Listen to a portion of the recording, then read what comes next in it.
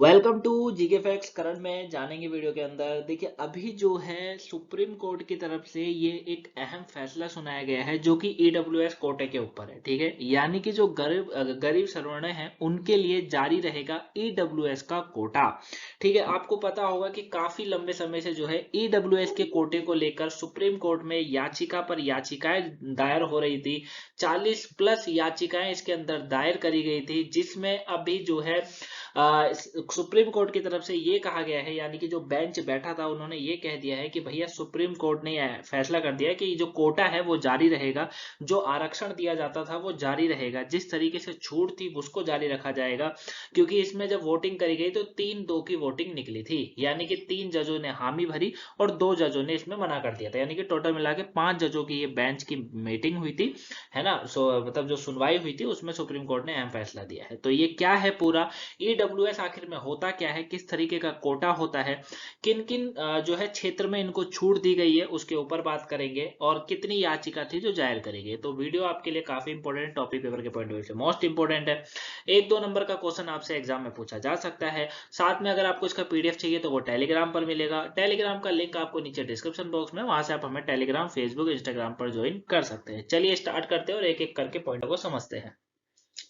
EWS आखिर में क्या है, सबसे पहले आपको यह पता होना चाहिए कि ईडब्ल्यूएस क्या होता है। तो इकोनॉमिकल वीकर सेक्शन इसको कहा जाता है। ठीक है, क्या कहा जाता है? इकोनॉमिकल वीकर सेक्शन इसको कहा जाता है, यानी कि ईडब्ल्यूएस कोटा।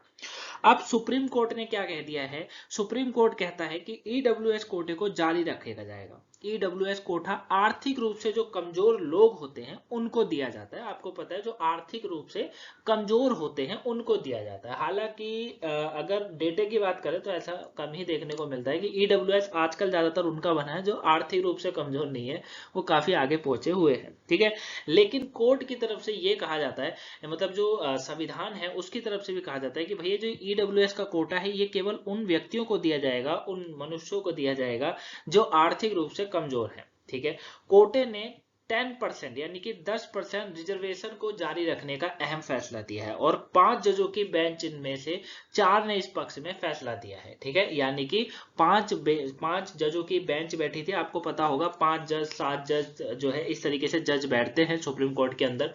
3 जज, 2 जज की बैठक जो है मीटिंग होती है, आपने पढ़ा होगा संविधान में। तो उसमें से 5 जज वाली भी जो है क्या कहते हैं, मीटिंग थी, मतलब फैसला दिया गया है, बेंच बैठी थी, जिसमें से 4 जज कहते हैं कि भैया हाँ ये फैसला बिल्कुल ठीक है और 10% रिजर्वेशन और जो है ईडब्ल्यूएस के लिए होना चाहिए, है ना।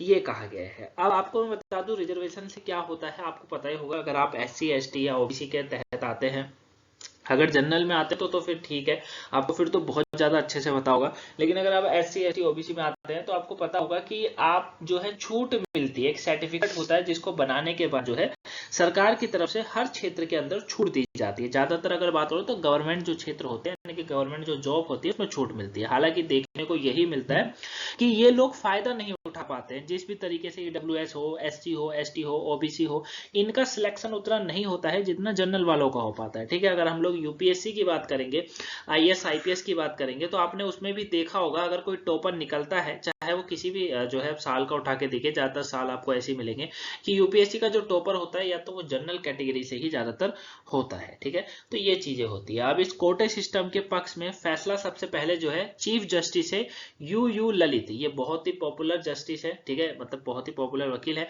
यू ललित, ये आप इमेज में जो फर्स्ट वाली देख रहे हैं यही है। इन्होंने दिया और इसके विरोध में अपना फैसला सुनाया, लेकिन इनके बाद जो जस्टिस दिनेश महेश्वरी थे, इन्होंने इस ईडब्ल्यूएस कोटा सिस्टम को आगे जारी रखने का अपनी मोहर लगाई थी। ये हैं जस्टिस दिनेश माहेश्वरी, जिन्होंने कहा कि ईडब्ल्यूएस कोटा जो है, जो ये सिस्टम है, इसको आगे जारी रखने पर इन्होंने मोहर लगा दी। अब इस फैसले के बारे में बताते हुए जजों ने यह भी कह दिया कि यह संविधान के बेसिक स्ट्रक्चर जो है ना उसका उल्लंघन नहीं करता है। ठीक है, यानी कि ईडब्ल्यूएस जो कोटा है ये किसी भी चीज का उल्लंघन नहीं करता है, क्योंकि एक याचिका दायर हुई थी कि भैया जो ये ईडब्ल्यूएस वाला कोटा है ये बेसिक स्ट्रक्चर जो है ना संविधान का, उसका उल्लंघन करता है, जबकि इन्होंने कहा कि ऐसा नहीं करता है।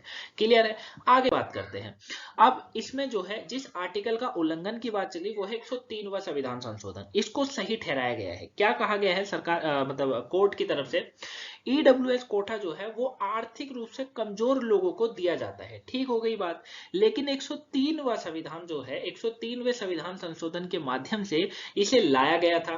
थोड़ा ध्यान से समझो, क्या कहा जा रहा है कि ईडब्ल्यूएस कोटा जो है संविधान है, आर्टिकल है 103, 103वें संविधान संशोधन के माध्यम से लाया गया था। अब यह विधेयक जो है 2019 के आम चुनाव से ठीक पहले पेश किया गया था। कौन सा विधेयक?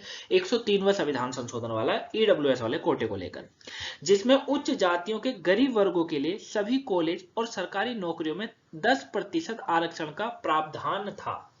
थोड़ा ध्यान से, क्या कहा जा रहा है कि भैया इसकी जो याचिका आती है वो 2019 का जब आम चुनाव हुए थे उसमें इसको ठीक पहले इसको पेश करा जाता है, और उच्च जातियों के गरीब वर्गों के लिए, जो उच्च जातियों के गरीब वर्ग हैं, ठीक है, याद रखिएगा, उच्च जातियों के अंदर जो गरीब वर्ग होता है उसके लिए सभी कॉलेजों और सरकारी नौकरियों में 10% आरक्षण का प्रावधान करा गया था। केंद्र सरकार क्या करती है, जनवरी 2019 में इस कोटे को लागू कर देती है। क्या करती है? केंद्र सरकार जनवरी 2019 में इस कोटे को लागू कर देती है। थोड़ा यहां पर अब पॉलिटिकल वाला पॉइंट से समझिए, क्योंकि 2019 में आम चुनाव हो रहे हैं और उससे ठीक पहले इस तरीके का पेशकश हो रहा है, और ये जाहिर सी बात है जब 10% का आरक्षण मिलेगा तो युवा को लाभ होगा, युवा को लाभ होगा तो सरकार को लाभ होगा। सरकार को कैसे लाभ होगा? क्योंकि यहाँ इलेक्शन का समय है, और जब वोट, अगर ये सरकार इस तरीके का फैसला सुनाती है तो जो युवा वोट है वो सरकार को जाएगा। जैसे अभी गुजरात में बात करेंगे, गुजरात में क्या करा गया है कि भैया जो अफगानिस्तान, पाकिस्तान, बांग्लादेश से आने वाले शरणार्थी हैं उनको गुजरात के 2 शहर में नागरिकता दी जाएगी, ये कहा गया है, जिसमें CAA का यूज नहीं करा गया है। जबकि उसमें यह बताया जा रहा है कि 1955 का जो आर्टिकल 1955 वाला जो है, मतलब जिसमें नागरिकता वाला जो अधिनियम है 1955 का नागरिकता अधिनियम, उसके तहत नागरिकता दी जा रही है, ना कि CAA का यूज करा, CA वाले का यूज करा जा रहा है, क्योंकि जो मुद्दा 2019 में खड़ा हुआ था,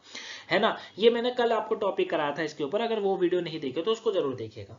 वही चीज थोड़ा सा पॉइंट ऑफ व्यू यहाँ पर भी आप जोड़ सकते हैं कि केंद्र सरकार क्या करती है, जनवरी 2019 में इस कोटे को लागू कर देती है, लेकिन कोटे में इस चुनौती दी गई थी कि इस मुद्दे पर 5 जजों की बेंच ने इस पर फैसला सुरक्षित रख लिया था, जिस पर आज फैसला दिया गया है। क्लियर हो गया यहाँ पर। अब इन 5 जजों में चीफ जस्टिस यूयू ललित थे, दिनेश महेश्वरी थे जिन्होंने इसको बिल्कुल सही ठहराया, जस्टिस बेला एम त्रिवेदी थे, जस्टिस JB पारडीवाला थी, और जस्टिस रविंदर भट्टा, ये इन्होंने इसके अंदर शामिल थे, जिसमें से जो यूयू ललित थे वो इसके बिल्कुल विरोध में खड़े हुए थे। क्लियर हो गया, आप 5 जजों को यहाँ पर देख सकते हैं। क्लियर, चलिए आगे बात करते हैं। आगे इसमें क्या कहा गया है, अब आता है ये याचिका क्यों दायर करी गई थी और ईडब्ल्यूएस का सर्वेक्षण कितना होता है उसके ऊपर बात करते हैं। अगर अभी तक वीडियो को लाइक सब्सक्राइब शेयर ना करा हो तो वीडियो को सबसे पहले आपको वीडियो को लाइक कर देना है, चैनल पर नए हैं सब्सक्राइब कर लीजिए। अगर इसी तरीके करंट के टॉपिकों को आप जानना चाहते हैं तो चैनल को सब्सक्राइब जरूर करिएगा गाइस, वही वीडियो को शेयर जरूर करिएगा, क्योंकि आप जब इस वीडियो को शेयर करेंगे तो ये और भी लोगों पर वीडियो पहुंचेगी, ठीक है। और जो हमारी जीके फैक्ट्स की फैमिली है वो ज्यादा से ज्यादा बड़ी होगी, तो आपको इस वीडियो को जो है दबा के शेयर करना है, ठीक है, चैनल को शेयर करना है, ताकि आने वाली सभी वीडियो को सभी लोग देख सके। क्लियर है। और सुबह की वोकैबुलरी जिन्होंने नहीं देखी है देख लीजिएगा, आपके पेपर के पॉइंट ऑफ व्यू से इंपॉर्टेंट है, साथ में 2 बजे वाला टॉपिक भी इंपॉर्टेंट है। तो दायर क्यों करा गया था याचिका, इसके ऊपर बात करें। जैसे मैंने स्टार्टिंग में बताया था कि 40 याचिकाओं पर सुनवाई करते हुए सुप्रीम कोर्ट ने अपना फैसला दिया, यानी कि इससे 40 याचिकाएं इसके अंदर दायर करी गई थी। अब इसमें जो दायर करते हुए याचिकाकर्ताओं ने इसके कई पहलुओं पर सवाल खड़े कर दिए थे। इन्होंने कहा कि भैया 1992 में सुप्रीम कोर्ट द्वारा निर्धारित आरक्षण पर 50% के नेशनल लिमिट को कैसे पार कर सकता है, ये एक पॉइंट यहाँ पर बड़ा बना था। इसमें यह कहा गया था कि भैया 1992 में जो सुप्रीम कोर्ट द्वारा निर्धारित आरक्षण था उस पर 50% की नेशनल लिमिट को कैसे पार कर दिया था। साथ ही याचिका में कहा गया था कि यह संविधान के बुनियादी ढांचे का भी उल्लंघन करता है, जबकि दिनेश महेश्वरी जो कि जस्टिस थे इसमें जो लड़ रहे थे, जो कि जिन्होंने कहा कि ये किसी भी संविधान के जो इंफ्रास्ट्रक्चर है, जो स्ट्रक्चर है उसको बिल्कुल भी, जो बुनियादी ढांचा हम जिसको बोलते हैं, उसका उल्लंघन नहीं करता है, जबकि ये याचिका यहीं पर ही खारिज हो गई थी। क्लियर है ना। तो ये 40+ से ज्यादा इसमें याचिका थी। 2 बातों को आपको ध्यान रखना है। अब ईडब्ल्यूएस आखिर में क्या है, तो गरीब सर्वे के जो अनुसार अगर मैं बात करूं, है ना, इसमें 10% जो है ईडब्ल्यूएस कोटा 103वें संविधान संशोधन अधिनियम 2019 के तहत पेश किया गया था। यह आर्टिकल 15 और 16 में संशोधन कर कर पेश किया गया था। आर्टिकल 15-16 पता हो ना तो कमेंट बॉक्स में बताइएगा। 15-16 में संशोधन करते हुए पेश करा गया था। अब इसमें संशोधन के माध्यम से आर्टिकल 15 ब्रैकेट 6 और आर्टिकल 16 ब्रैकेट 6 को जोड़ा गया था। यह आर्थिक रूप से कमजोर वर्ग यानी कि जिसको ईडब्ल्यूएस हम लोग बोलते हैं, और साथ में जो है शैक्षणिक संस्थानों में नौकरियों और प्रवेशों के लिए दिया गया था। ठीक है, कुल मिला के कॉलेज हो गए और सरकारी नौकरियां हो गई, वहां पर ये काम आता है, आप सभी को पता है। ठीक है ना, तो ये पूरा टॉपिक था गाइस। आई होप आप इस टॉपिक को अच्छे से जाने होंगे। वीडियो जो है आपको टॉपिक समझ आया होगा। अगर कोई डाउट्स लगा हो तो कमेंट बॉक्स में या फिर टेलीग्राम पर आप हमें बता सकते हैं, वहां आपको आंसर मिल जाएगा। मिलेंगे नेक्स्ट वीडियो में। अगर कोई वीडियो आज की नहीं देखी हो जरूर देखिएगा। मिलेंगे नेक्स्ट वीडियो में, तब तक के लिए thank you for watching guys. Have a nice day. Thanks for watching.